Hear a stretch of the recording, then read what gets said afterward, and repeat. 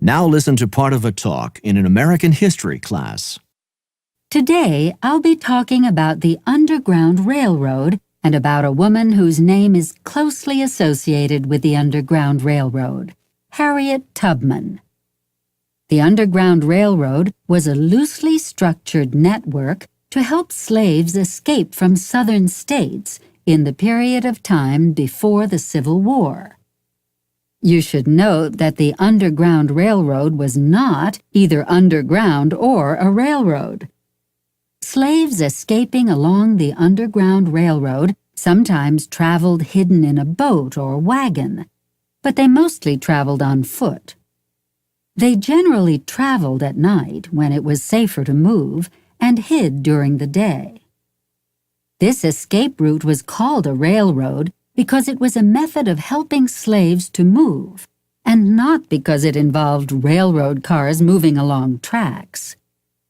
It was described as being underground because it was secret, not because any of the travel was beneath the surface of the earth. Railroad terminology was used to describe the system for assisting slaves in escaping. The term passengers was used to refer to the slaves who were trying to escape. The conductors were the people who helped the slaves along their path to freedom. Stations were safe houses where the slaves could hide during their escape. Thus, the statement that a conductor directed a passenger to a different station really meant that someone along the escape route helped an escaping slave to get to a new hiding place. Harriet Tubman was a person who figured prominently in the history of the Underground Railroad. She herself had been a slave who escaped from slavery in the South using the Underground Railroad.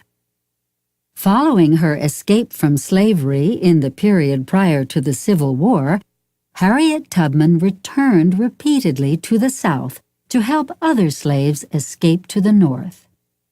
She's known to have made the dangerous return trip back to the South at least 19 times, and to have led at least 300 escaping slaves to freedom in the North.